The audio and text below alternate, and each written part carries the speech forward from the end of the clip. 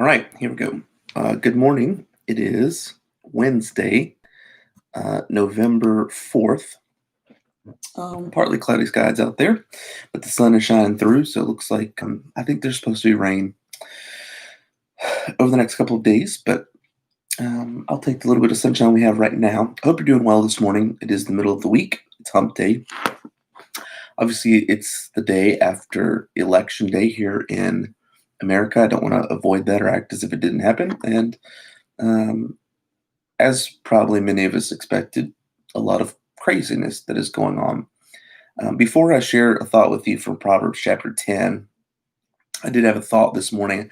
One of the things that was really interesting to me this morning, um, I scrolled through social media for just a little bit, and it's amazing to me how many people are posting today.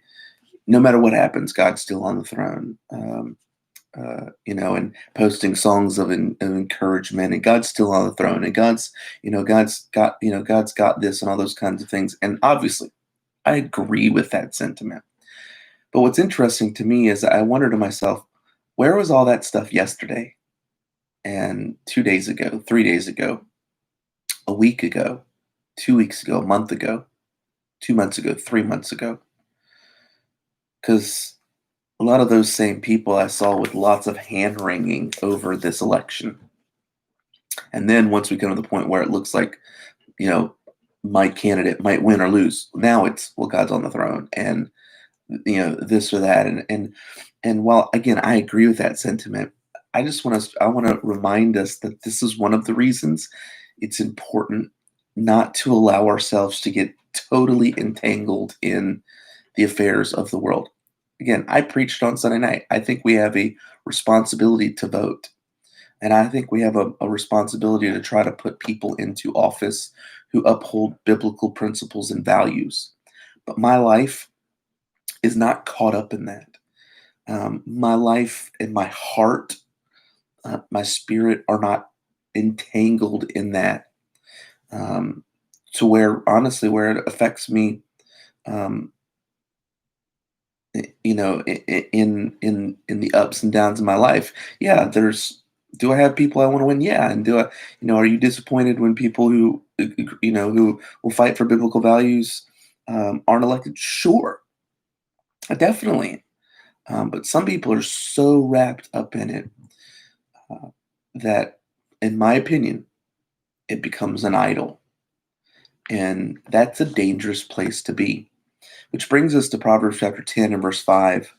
Proverbs chapter 10 and verse 5 says, "He that gathereth in summer is a wise son, but he that sleepeth in harvest is a son that causeth shame."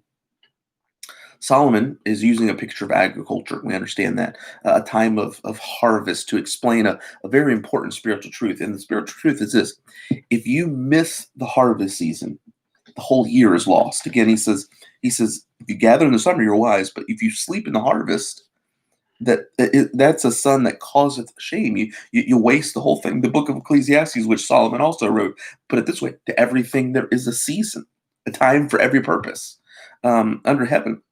We know that Jesus explained the same thing in Matthew chapter 13. In Matthew chapter 13, or even in John chapter 4, where he's telling his disciples, you say 4 months to harvest, but lift up your eyes unto the fields, for they are white already unto harvest. And what God is telling us, and it's a reminder that I need, and that maybe you need this morning, to reset our focus on what is genuinely and eternally important, is that there is a limited special time for harvest, and that time won't always be there.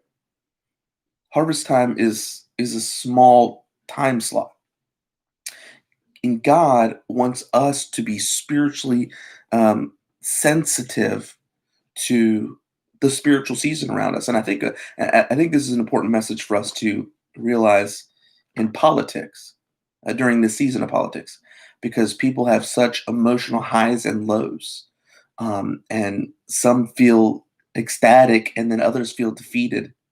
But then guess what? 2 years from now, that'll come away around again in a small wave. This victory that some people may feel right now it wanes and it goes away, or the defeat that some people feel right now, it wanes and goes away, and certainly in 4 years they ramp up for it again, and it's almost like this drug that every couple of years they have to feed, um, and it never winning never truly satisfies them because there's another one coming in a year or 2 years or 4 years. But what's truly important is the eternity of man, and it's important for us to discern that because some people are going to be very ecstatic, some people are going to be very defeated, and who knows? They may realize that what they're seeking or what they're pursuing is not the answer to all of their questions, and it may be an opportunity, who knows, for harvest. Um, there's a story told of the evangelist Dwight L. Moody, who by his own admission, made a major mistake on October 8th of 1871. He was preaching a revival service in Chicago, and he was preaching a sermon entitled, "What Will You Do Then with Jesus, who is called the Christ?" And by the end of his message, he was very tired, and so he gave an invitation. He concluded his statements with these words. He says, "Now I give you a week to think that over. And when we come together again, you'll have an opportunity to respond." So here's D.L. Moody preaches to hundreds, if not thousands, of people in Chicago on October 8th, 1871, preaches the gospel to them. And for really one of the only times in his life, he says, "Now I'm going to give you a week to think about that. And when we come back together again, I'm going to give you an opportunity to respond." The story says this: a soloist began to sing, but was drowned out before the final note of the music by clanging bells and wailing sirens screaming through the streets. The great Chicago fire, which burned for several days, was blazing. In the ashen aftermath, hundreds were dead, and over 100,000 were homeless. Without a doubt, some who heard Moody's message had died in the fire, and he resolved to never again give an audience another week to think over the message of the gospel. Opportunity knocks if we're listening. And sometimes we don't connect seasons like we're in right now with the gospel.